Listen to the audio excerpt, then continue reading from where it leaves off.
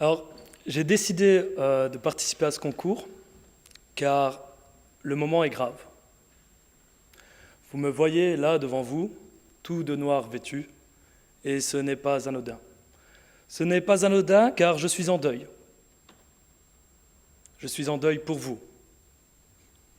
Je porte le deuil de votre insouciance, le deuil de votre abondance. Ne me regardez pas comme cela, je ne suis pas le responsable. Le coupable est le président français en exercice. L'usage voudrait que je vous impose 1 minute de silence. Mais je n'en ferai rien. Je n'en ferai rien car je ne suis pas de ceux qui pensent qu'on peut supprimer l'abondance dans ce monde. L'abondance est une loi capitaliste, une loi qui s'est érigée comme une loi naturelle, au-dessus de toute autre loi. Je suis de ceux qui pensent et qui affirment qu'on peut supprimer le capitalisme. Remarquez-le bien, je ne dis pas diminuer, je ne dis pas circonscrire, je ne dis pas amoindrir, je dis détruire.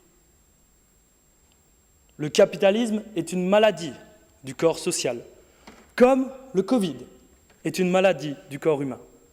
Comme pour le Covid, nous sommes en guerre. Le virus a pris la forme du fraudeur. Les variants se dénomment comme des optimiseurs. Je suis, vous êtes, nous sommes tous le vaccin. Alors, ensemble, humanité, marchons, bataillons et éradiquons le capitalisme. Oui, cela est possible. Les gouvernants, les législateurs, la société civile doivent y songer sans cesse, car tant que le possible n'est pas fait, le devoir n'est pas accompli. Le capitalisme, j'aborde ici le vif de la question. Voulez-vous savoir jusqu'où il va? L'abondance. Voulez-vous savoir jusqu'où elle va? Jusqu'où elle va au temps où nous vivons maintenant? Voulez-vous des faits? Je n'hésite pas à les citer, ces faits. Ils sont tristes, dramatiques, mais nécessaires à révéler. Comment peut-on guérir du mal si l'on ne sonde pas les plaies?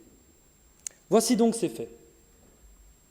L'obsolescence programmée, cette perversion de l'intelligence humaine qui consiste à planifier la mort d'un objet, qui pousse à la consommation permanente, qui détruit des biens utiles ou futiles pour assouvir le besoin de profit et de super-profit. Voilà un fait.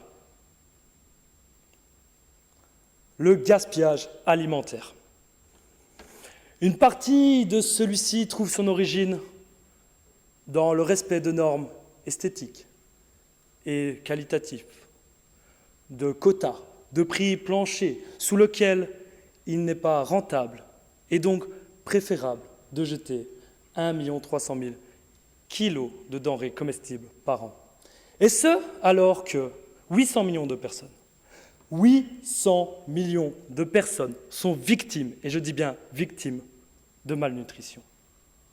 Voulez-vous encore quelque chose de plus significatif? Les 62 milliardaires les plus riches de ce monde concentrent à eux seuls autant de richesses que 50% de la population mondiale la plus pauvre. Imaginez-vous une balance sur laquelle d'un côté vous avez 64 personnes et de l'autre 4 milliards de personnes. Je vous l'accorde, cette métaphore est très difficile à s'imaginer. Pourtant, elle représente la réalité de l'abondance de certains. N'y voyons-nous pas les manifestations d'un goinfrement économique, d'une course permanente à l'acquisition, la possession, telle la poursuite de la nuit dans un jour sans fin? N'y voyons-nous pas la plus aberrante des illustrations de cette abondance? Les faits relatés sont inhérents au capitalisme, qui fait naître, depuis son avènement, l'abondance pour certains et l'indigence pour beaucoup. Eh bien, messieurs, dames, je dis que la société doit dépenser toute sa force, toute sa sollicitude, toute son intelligence, toute sa volonté pour que de telles choses ne soient pas, ne soient plus. Je dis que de tels faits ne sont pas uniquement des torts, ce sont des crimes envers l'humanité. Ne vous méprenez pas, je ne suis pas réellement en deuil. Je dirais plutôt que je porte l'espoir d'un deuil, celui du capitalisme. Que nos générations futures nous en soient témoins et nous célèbrent comme les fossoyeurs du capitalisme. Chacune de nos actions peut être un clou supplémentaire enfoncé dans le cercueil de ce système qui nous broie, qui nous oppose les uns aux autres et qui a anéanti la moindre once de vivant. À l'heure où les comptes sont dans le rouge, l'espace vert se raréfie, la mer bleue se noircit, le peuple se vêtit de gilets jaunes. Toi le nanti, toi le digne porte-parole de cette caste qui baigne dans l'abondance, dans l'opulence, dans le luxe, tu n'as que comme unique perspective la fin d'une pseudo-abondance pour les miséreux, pour les démunis et pour les sans-dents. Quelle outrance, Président, quelle indécence. Merci.